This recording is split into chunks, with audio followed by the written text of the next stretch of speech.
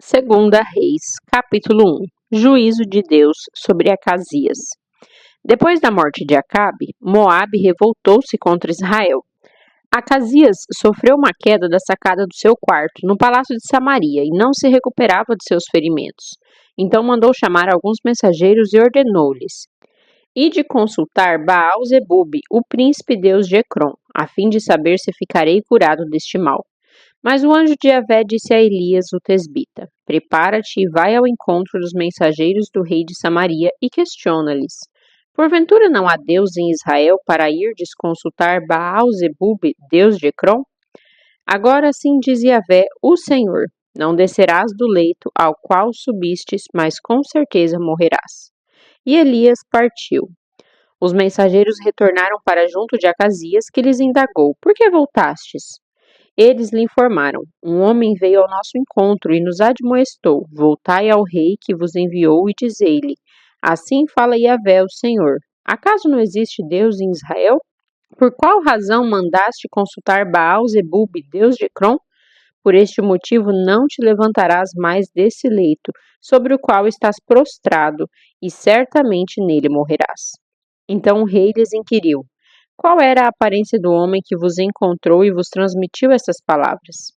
E eles lhe explicaram: Era um homem que usava vestes de pelos e tinha um cinto de couro. Então ele prontamente exclamou: É Elias, o profeta de Tisbé. Elias invoca o fogo de Deus. O rei mandou um capitão com uma tropa de 50 soldados procurar Elias. Logo depois, o capitão encontrou Elias sentado no alto de uma colina e lhe chamou: Homem de Deus, o rei ordena que desças. Mas Elias retrucou ao capitão com seus 50 soldados: Se sou o homem de Deus, que desça fogo do céu e extermine a ti e aos teus 50 homens. E naquele mesmo instante rompeu um fogo arrasador do céu e consumiu o oficial e todos os seus soldados. Então o rei insistiu e enviou outro chefe de tropa com 50 guerreiros. Este também ordenou ao profeta: Ó homem de Deus, assim convoca o rei, desce depressa. Elias, do mesmo modo, respondeu a este oficial: Se sou homem de Deus, que desça fogo do céu e extermine a ti e aos teus 50 homens. Em seguida, o fogo de Deus desceu do céu e consumiu também a este oficial e seus 50 soldados. Diante disso, enviou o rei pela terceira vez um outro capitão com a sua tropa de 50 guerreiros. E o terceiro oficial, subindo até o profeta, colocou-se de joelhos diante de Elias e rogou-lhe: Ó homem de Deus, suplico-te que considere por preciosa a minha vida e a vida desses 50 homens que me acompanham, pois somos teus servos. Ora, o fogo de Deus desceu do céu e destruiu os 2 primeiros chefes de tropas de 50 e todos os seus soldados. Porém, peço-te que agora tenhas misericórdia da minha vida. Então o anjo de Yahvé orientou Elias, dizendo: Desce com este homem, não tenhas receio. Elias prontamente se levantou e desceu com o oficial e foram ter com o rei. Ao chegar diante do rei, falou Elias: Assim dizia Yahvé, o Senhor: Por que mandastes mensageiros consultar Baal-zebube, deus de Ecrom? Porventura não há Deus em Israel para consultares a sua palavra? Portanto, deste leito em que deitastes não te erguerás jamais, mas com toda certeza morrerás. E de fato, Acasias morreu conforme Yahvé, o Senhor, havia determinado por intermédio de Elias. Como não tinha filhos, Jorão, seu irmão, ascendeu ao trono em seu lugar. Jorão começou a reinar no 2º ano de Jeorão, rei de Judá, filho de Josafá. Todos os demais atos e realizações do rei Acasias estão escritos nos registros da história dos reis de Israel. Segunda Reis, capítulo 2. Elias é arrebatado aos céus. Essa é a história de quando o Senhor levou Elias aos céus em meio a um redemoinho. Elias e Eliseu saíram de Gilgal e no caminho ordenou-lhe Elias: Aguarda aqui mesmo, porque Yahvé está me enviando a Betel. No entanto, Eliseu respondeu: Tão certo como vive Yahvé, o Senhor, e como tu vives, não te deixarei. E por isso desceram juntos para Betel. Em Betel, os discípulos dos profetas foram falar com Eliseu e indagaram: Sabes que hoje Yahvé vai levar teu mestre para o céu, separando-o de ti? Ao que prontamente retrucou Eliseu: Sei, calai-vos. Então Elias lhe ordenou: Eliseu, fica aqui, pois Yahvé está me enviando até Jericó. Porém ele respondeu: Juro por Yahvé, o nome do Senhor e por tua vida, que não me separarei de ti.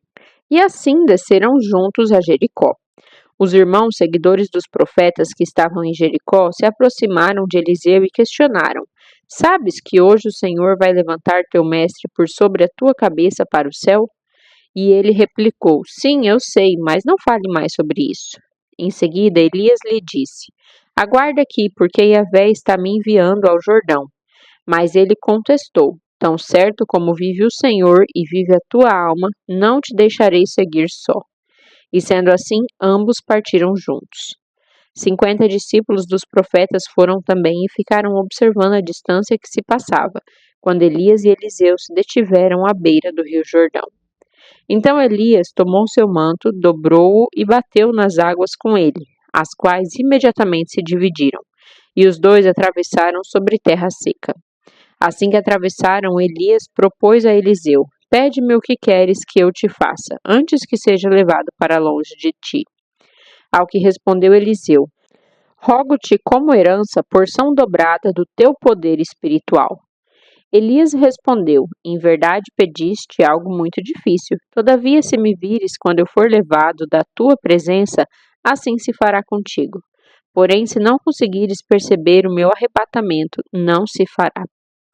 Enquanto estavam caminhando e conversando, um carro de fogo, puxado por cavalos em chamas, separou-os um do outro, e Elias subiu ao céu num redemoinho.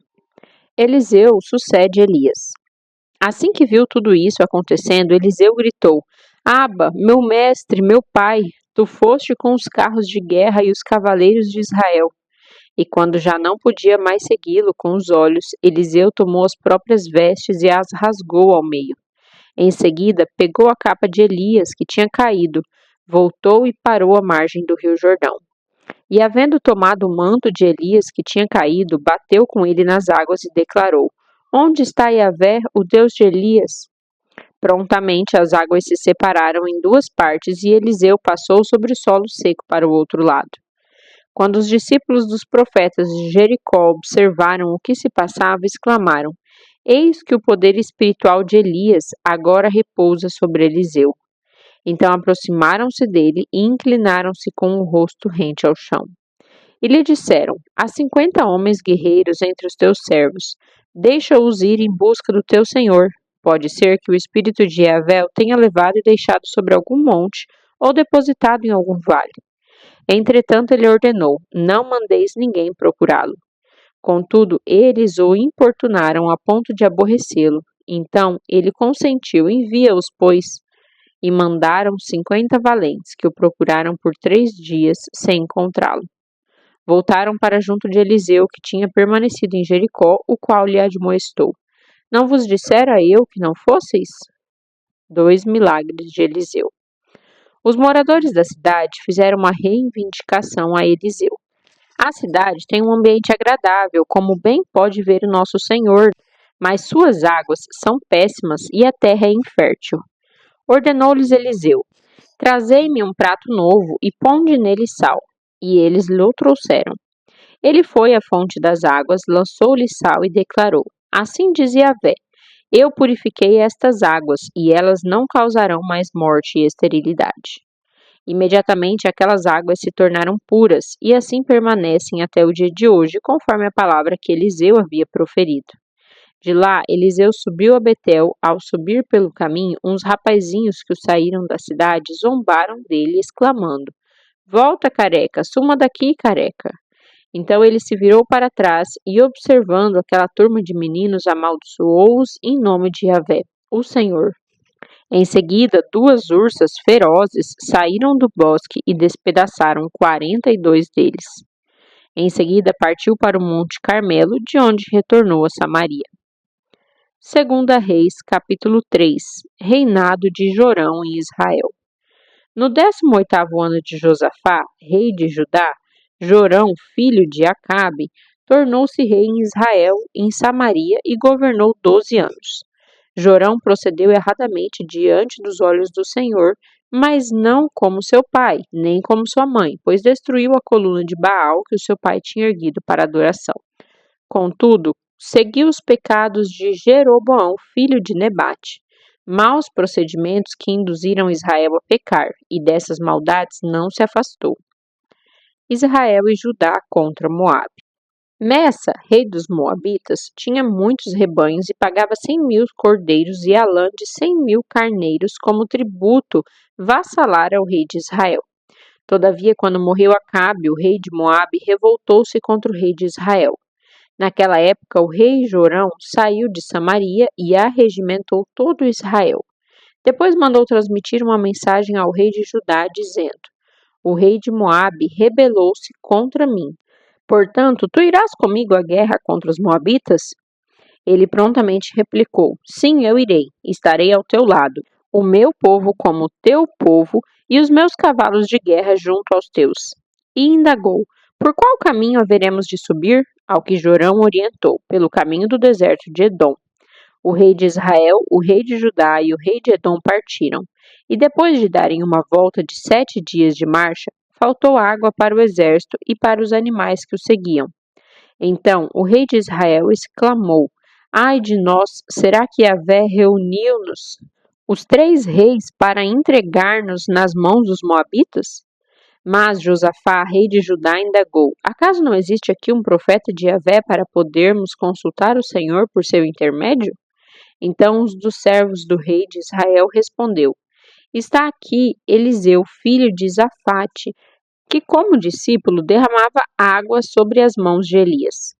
Então declarou Josafá: Ele tem a palavra de Yahvé. Em seguida, o rei de Israel, Josafá, e o rei de Edom desceram ao encontro do profeta. Mas Eliseu respondeu ao rei de Israel: Que tenho eu a ver contigo? Vai consultar os profetas de teu pai e os videntes da tua mãe. Entretanto, o rei de Israel contestou-lhe: Não, é que Yahvé reuniu-nos os 3 para entregar-nos nas mãos de Moabe. Ao que Eliseu retrucou: Juro por Yahvé, o nome do Senhor dos Exércitos, a quem sirvo, que se não fosse por respeito a Josafá, rei de Judá, eu não te daria a menor atenção, nem sequer olharia para o teu rosto. No entanto, trazei-me agora um tocador de harpa. Ora, enquanto o músico dedilhava a harpa, a poderosa mão do Eterno veio sobre Eliseu. E lhe ordenou: Assim diz o Senhor: Cavai muitos poços neste vale, porquanto assim fala Yahvé: Eis que não sentireis vento, nem vereis chuva. Todavia este vale se encherá de água boa e saciareis a vossa sede e a sede de todo o vosso rebanho e de vossos animais de carga. Mas isto é ainda pouco aos olhos de Yahvé, pois ele entregará Moabe em vossas mãos. Destruireis todas as cidades fortificadas, cortareis todas as árvores frutíferas, tapareis todas as nascentes e cobrireis de pedras todos os campos férteis. E aconteceu que ao raiar do dia seguinte, na hora do sacrifício matinal, muita água veio descendo da direção de Edom e alagou toda a região. Assim que os moabitas tomaram conhecimento de que os reis tinham vindo atacá-los, todos os que eram capazes de empunhar armas, das crianças aos mais idosos, foram convocados e tomaram posição de guerra na fronteira. Ao alvorecer do dia seguinte, quando se levantaram e o sol começou a refletir seu brilho sobre as águas, os moabitas viram de longe aquelas águas vermelhas e lhes pareceu como sangue. Então exclamaram assustados: É sangue! Certamente aqueles reis lutaram entre si e se mataram uns aos outros. E agora Moabe a pilhagem. Mas, quando eles se aproximaram do acampamento dos israelitas, estes se ergueram, os atacaram e os puseram em fuga. Entraram no território dos moabitas e o arrasaram. Destruíram as cidades e, à medida que as tropas iam passando por sobre os campos férteis, iam jogando pedras, cada homem lançava a sua, até que todo o solo cultivável ficasse coberto. Taparam todas as nascentes e derrubaram todas as árvores frutíferas. Restou apenas a cidade de Kir-Hareshet, capital de Moabe, sobre suas próprias pedras. Contudo, os soldados armados de atiradeiras a cercaram e também a atacaram. Quando o rei de Moabe percebeu que seria vencido, conduziu pessoalmente 700 homens hábeis na luta com espada, a fim de forçarem a passagem até o rei de Edom, mas não teve sucesso. Então tomou seu filho mais velho, que seria o futuro sucessor do seu trono, e o sacrificou ao deus dos Moabitas, Camus, sobre o muro da cidade. Essa atitude provocou grande ira divina em Israel. Por este motivo, eles se retiraram e voltaram para sua terra. 2 Reis, capítulo 4. A multiplicação do azeite. Certo dia, a esposa de um dos discípulos dos profetas suplicou a Eliseu, dizendo: Teu servo, meu marido, morreu, e bem sabes o quanto teu servo amava com zelo Yahvé. Agora um credor acaba de chegar à nossa casa para levar meus filhos como escravos pelo pagamento da dívida. Eliseu lhe indagou: Que posso fazer por ti? Dize-me que tens em casa. Ao que ela prontamente respondeu: Tua serva nada tem em casa, a não ser uma vasilha com azeite. Então ele ordenou: Vai e pede emprestadas a todos os teus vizinhos ânforas vazias, tantas quantas puder recolher. Depois entra em tua casa, fecha a porta atrás de ti e de teus filhos e derrama o azeite puro que brotar em todos esses vasos, pondo-os de lado à medida que forem ficando cheios. Assim ela se foi, trancou-se em casa com seus filhos e começou a encher as vasilhas que eles lhe traziam. Quando todas as ânforas estavam cheias, a mulher pediu a um dos filhos: Traze mais uma vasilha, ao que ele replicou: Não há mais nenhuma vazia. Então aquele azeite parou de correr. Em seguida ela saiu e contou tudo o que se passara ao homem de Deus que o orientou, dizendo: Pois agora vai, vende esse óleo puro, paga todas as tuas dívidas e viverás em paz, tu e os teus filhos, do que restar da venda. O filho da sunamita revive. Um dia Eliseu foi a Sunem, onde vivia uma mulher rica que lhe ofereceu com insistência uma refeição em sua casa. Depois disso, sempre que passava por aquela cidade, ele parava para visitá-la e comer alguma coisa. Certa vez, ela sugeriu ao seu marido: Olha, sei que esta pessoa que sempre nos visita é um santo homem de Deus. Portanto, vamos construir para ele, no terraço, um quarto de tijolos e colocar nele uma cama, uma mesa, uma cadeira e uma lamparina. Deste modo, sempre que passar por nossa casa, ele poderá se hospedar nela. Um dia, quando Eliseu chegou a essa casa, subiu ao seu quarto e deitou-se para descansar um pouco. Mandou seu servo Geazi chamar a mulher sunamita. O moço a chamou e, assim que ela chegou, Eliseu mandou Geazi dizer-lhe: Tu tens sido generosa e nos proporcionado muitos benefícios. O que poderíamos fazer por ti? Gostaria que eu intercedesse por ti junto ao rei ou ao comandante do exército?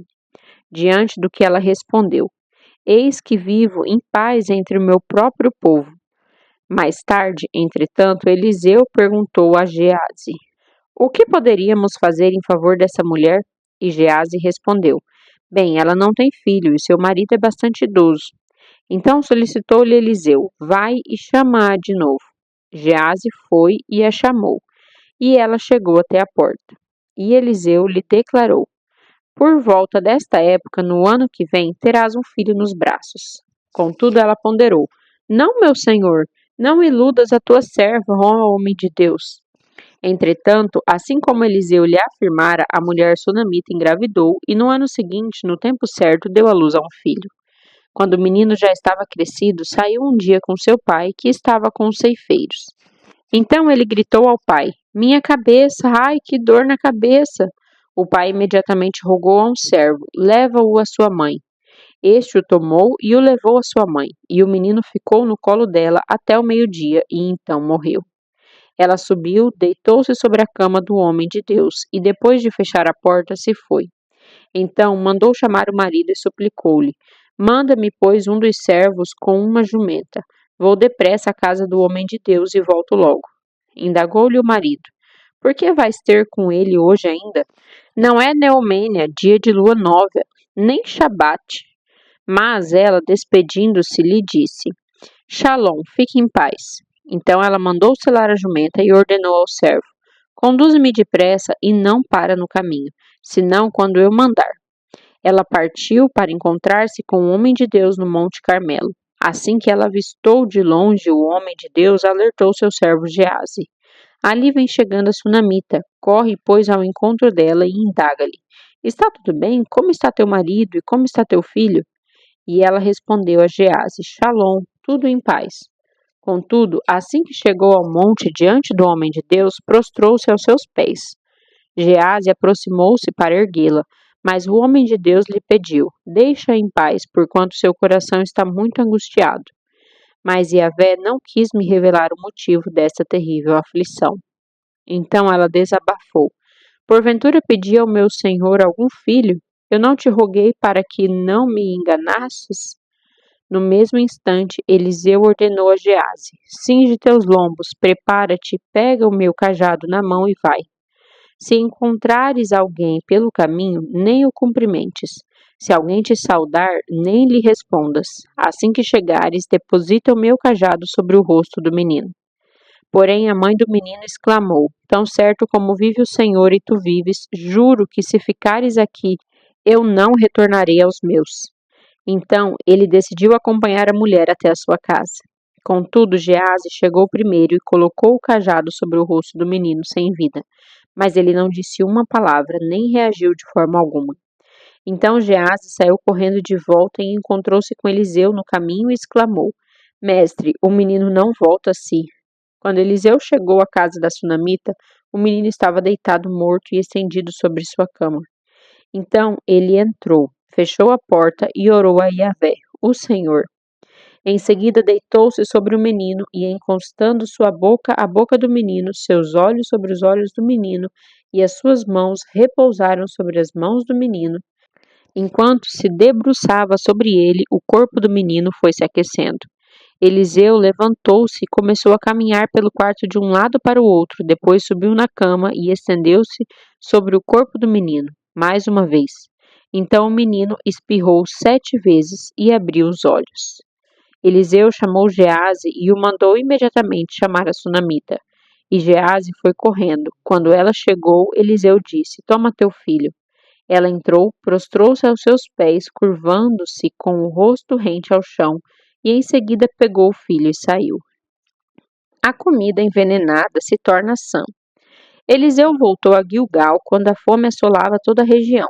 Estando os discípulos dos profetas sentados à sua frente, ele solicitou ao seu servo: Põe a panela grande no fogo e prepara uma sopa para os irmãos profetas. Um deles saiu ao campo para apanhar verdura e encontrou uma espécie de trepadeira silvestre. Apanhou alguns de seus frutos e encheu deles seu manto. Assim que retornou, cortou-os em pedaços e colocou-os no caldeirão do ensopado, embora ninguém soubesse o que era. O ensopado foi servido aos homens, mas logo que o provaram, gritaram: Ó homem de Deus, há morte na panela! E não conseguiram mais comer. Entretanto, Eliseu ordenou: Trazei farinha. Ele a despejou na panela e orientou: Servi aos homens para que possam se alimentar em paz. E já não havia mais qualquer perigo naquele caldeirão. A multiplicação dos pães. Um homem veio a Baal-Salisa, trazendo consigo pães das primícias, 20 pães de cevada, feitos dos primeiros grãos da colheita, e também algumas espigas verdes. Então Eliseu orientou ao seu servo: Serve ao povo para que coma. Porém o seu servo lhe questionou: Como servirei a 100 homens? Eliseu replicou: Serve o povo para que coma, porque diz Yahvé, o Senhor: Comerão e ainda sobrará. Assim, mediante a palavra do Senhor, o servo começou a repartir o pão entre o povo. Todos se alimentaram e ainda sobrou.